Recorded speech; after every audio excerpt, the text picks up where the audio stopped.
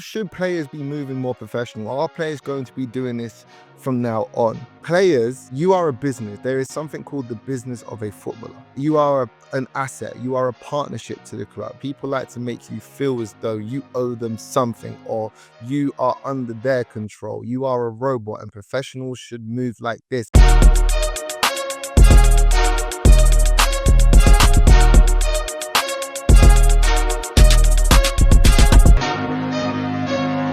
What's going on, my ballers, athletes, and people? It's me, Lamar Aaron, and welcome to another episode of Ball and Live, the show which is all about empowering and inspiring ballers, athletes, and people on how to live out this football life. And this football life this week has been moving mad. The transfer window is closed. International duty has been done. And on this episode, we're going to be getting into Isak has finally signed for Liverpool. Wisa has finally got his move to Newcastle. And we're going to be looking at, are players going to be maneuvering like this from now on? So many pundits and people have had their say about it, but what about the players' perspective? And that's what we're going to be getting into today. Should players be moving professional?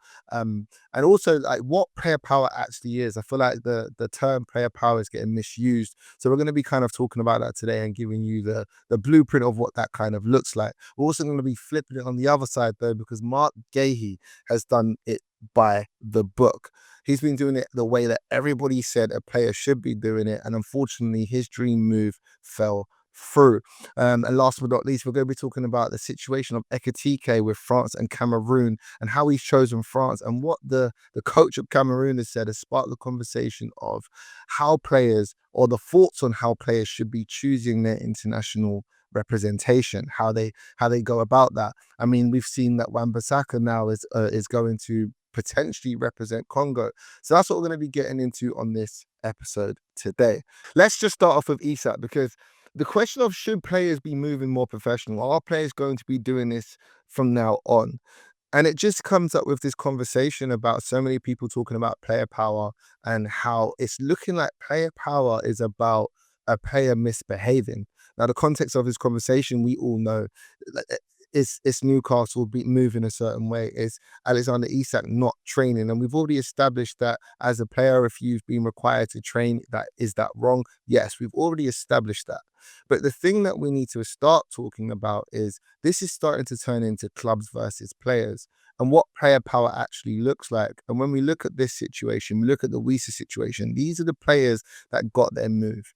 But first of all, we also need to talk about Gyökeres when we go into that as well, because why is his name not being mentioned in all of this somewhat called a mess? And Gyökeres has literally done the same thing as both of these other players, right? But yet no one talks about it. And here's the fact of the matter. I believe that fans are emotional. I believe that these Newcastle fans are making Isak feel a type of way based on their own emotions. And as a player, that is something you can't think of, because the fact of the matter is this: players, you are a business. There is something called the business of a footballer. You are an asset. You are a partnership to the club. And sometimes in this world, what happens is people like to make you feel as though you owe them something or you are under their control. You are a robot, and professionals should move like this and professionals should move like that. And for me, Michael Owen has said it best. He said that there are ex-players that are having their comments, saying what they're saying about this situation. But yet, if they were in that situation, they would do the exact same thing. Now, when we look at players, you are an asset, right? You are an asset to clubs. Whether fans like it, whether pundits like it, or whatever, this generation is just becoming more aware of what a player brings to a club. A player brings, like I said, fans to seats. A player brings in sponsorships. Hence why certain clubs throughout history have had higher sponsorship deals than more of the lower teams, because of the higher profile the player, the more sponsorship that comes in. And when you look at that, that means just as a player, you start knowing your leverage. You start knowing what you have brought to the club. Isak is a player that has come to Newcastle. He's done what he's done. He's produced the goods and how he's produced them. And now he's at the point where he has the leverage. He's in the position to choose what it is that he kind of wants to do. Now, we've already established that the way he's gone about it, if he was required to train, then he should have. But yet again, we do not know what happens behind closed doors. Now, when we look at this situation, we move to Wisa, it's the same thing at Brentford, right? When we look at Gyökeres, it was the same thing from Sporting. So players are going through this. But we could even roll back the years and go back. And I remember having Mascherano and Carlos Tevez doing a similar thing, right? Doing a whole similar thing with their respective clubs. So again, from a player's perspective and a player's point of view, we're looking at this situation and we're saying, okay, what player power really is, what player power actually supposed to be, is players understanding what they bring to the club and understanding that how to use that, right? Because whether people like it or not, he as a player, you are in charge of your own career, right? You put teams in place, agents in place, and all these things. You're in charge of your career. And the business of a footballer is you use your gift as a footballer, your talent. You then are being able to get the opportunity to play for these clubs and display that talent, right? And then with that talent, you are able to, make your club win games, or you choose to be able to progress throughout your career. And every player has a goal. Every player has this vision of where they're trying to go. And let's be honest, all players are trying to get to the point where you're winning trophies at the end of the day. You're winning trophies, you're playing for the best clubs possible. You're getting the most out of the game with your gifts that you're given. And that then can inspire and empower all the other everyday people outside of that. Right. And Isak has clearly had conversations with Newcastle. Wisa clearly has had conversations with Brentford, okay? And they've gone about their business in a way to say, well, I've just given you X amount of goals. I have produced this for the club and put the club in a certain position. We have had conversations where the journey of a player, the how just being a player goes, eventually you're going to get a transfer and a move. And they've now hit the point where they realize I have the power and the leverage to be able to use where I'm at to get to maneuver into a move. Again, I do believe a player should be required to train. However, they are not wrong for wanting to push and move forward. And I think here that the issue is we have fans pouring their emotions out onto these players as if these players have to do what you want them to do. They don't have to do what you want them to do at all. It's like focus on your own life, focus on your own race in your own life. Because the fact of the matter is you are basically putting your emotions, your perspective on what you would like Isak to have done, what you would like Wisa to have done, and it's not your life that they're living. They're living their life. They have to feed their families. They have to feed their careers in the next few years, you guys are going to forget about them anyway. And so I think when it comes to this conversation, are players going to be moving like this from now on? Yes, they are going to, but it's about using player power in how I've just explained it in the right way. And I believe players should be a lot more awake towards the business of a footballer. I think they should be more awake towards how they bring a leverage. How they bring value to a club, because the fact of the matter is like I said, it's turning into clubs versus players, and the club will not waste a minute thinking to themselves, I want to get rid of this player for a better financial move going forward. So what is wrong with a player sitting there saying, well, I want to make this move for a better financial move, right? So when you look at that, I think the problem is the career of a footballer. When you look at just how football is. It's the only sport, really and truly, where an athlete is bought. It's the only one. And I think the way football has been done over the years, it's been looked at in a way that we own you. You do as you say when we say how we say. And unfortunately, the game is changing, the game is moving forward, and players are starting to understand their rights and their abilities. And for me, like I said, I'm talking from the player perspective. And I think Isak should be allowed to exercise his player power. I believe Wisa should be allowed to exercise their player power. Like I said, I want to reiterate, we do not know what happens behind closed doors. So again, it's all just opinions and speculations. But what's important to take from this, especially if you're a baller, especially if you're an athlete, and especially if you're an everyday person, is that focus on your own life and your own race. Everybody's going to be able to say something about you. Media will say something about you. Fans will say something about you. Your own family members will have something to say about you. But the thing is you have the vision in your head. The only problem is learning to move morally correct learning to use those values to do so, and learning to use your gifts in the right way. Like I said, the business of a footballer is very, very important. We then get the picture on what the other side looks like, and it flips into Marc Guehi. This guy, honestly, I was sitting there and I was watching and I was waiting for this move to happen. And when it didn't happen and I heard it was off, for me, like even I felt for him. This was the dream move he had, right? And now the question now becomes, or should we say the conversation now becomes is, should he have done the same? Should he have done the same? And Michael Owen, he done a whole tweet about it. A whole tweet about it, talking about is, look, players act a certain way, they get what they want, and if they don't, then clearly they lose out. No wonder why players are going to move like this going forward. And this is what I mean. It opens up that the conversation of club versus players. We talk about, again, we give players so much stick. We give players so much hate and so much emotions and whatever.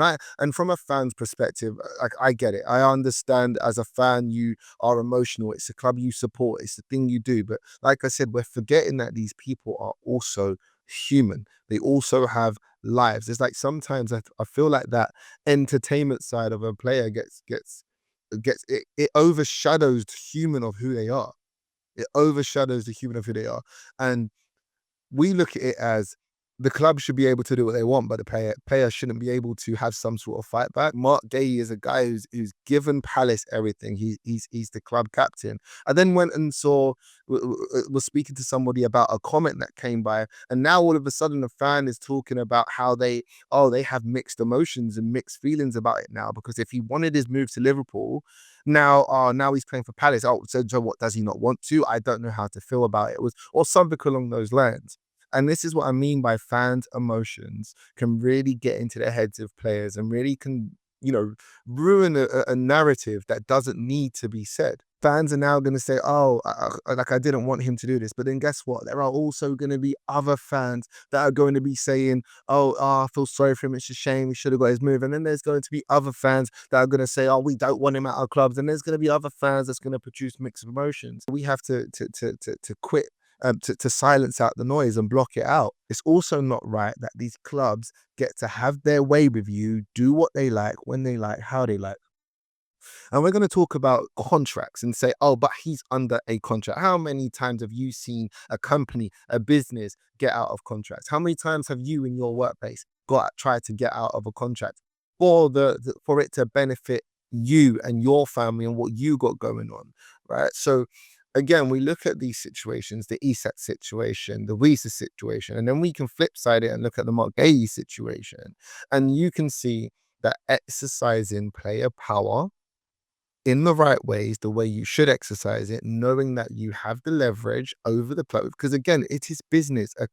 Football is a business. The football club is a business. How everything's maneuvered and generated is a business. So as a player, you must understand you must maneuver as a business too. If I'm now Marc Guehi and I'm looking at that and say, you guys never gave a damn about me. You guys never gave a damn. You guys used me as a pawn. You moved me on a chessboard to make some sort of thing happen for yourself. And then you pull this dream away from me last minute. And as a player now, you want me to care about you? Listen, at the end of the day, I'm going at the end of the season, going on a free, and I'm going to do what benefits my business as a player, because he is in that place of leverage. He now has the means to do so.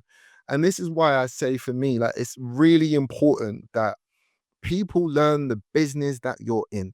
As a player, learn the business of a footballer. As an athlete, learn the game you're in.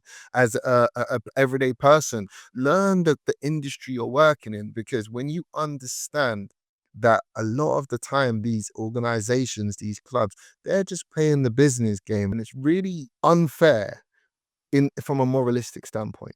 But it's not unfair from a business standpoint. So you must understand that you are in the world of business and you have to learn how to maneuver. So speaking about learning the business of a footballer, we have released our own footballers guide. It's a step-by-step blueprint to building out this football life, if you're an aspiring footballer and you are trying to build the foundation, or you are trying to get to the point where you become a professional footballer, we have this ebook just for you. But most importantly, there's that middle part where all of us struggle, how to find a club, what do we do in the middle of that time, and so much more. And most importantly, just something that holds you accountable. If you guys are interested, make sure you guys click the link in the description below and get your footballer's guide now.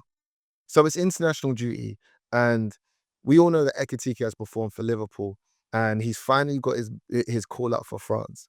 But previously to this, and it's well known, it's seen that he was trying to play for Cameroon, and the Cameroon coach had a lot to say about it. The Cameroon coach said there's a reason why he hasn't called him up, etc. All these things has happened, and it sparks the conversation. And I had this conversation in my mind and wanted to speak about this for so long on this show because it's the conversation about what is the thoughts and opinions around players choosing nationalities. We've seen it for years, especially when it comes to English players, especially when it comes to players who don't get chosen for England and then ends up going somewhere else, or throughout their academy careers, they're choosing other countries and then ended up representing England. And I think there is a bigger conversation that comes around it, especially in this generation and where we are and where we're at.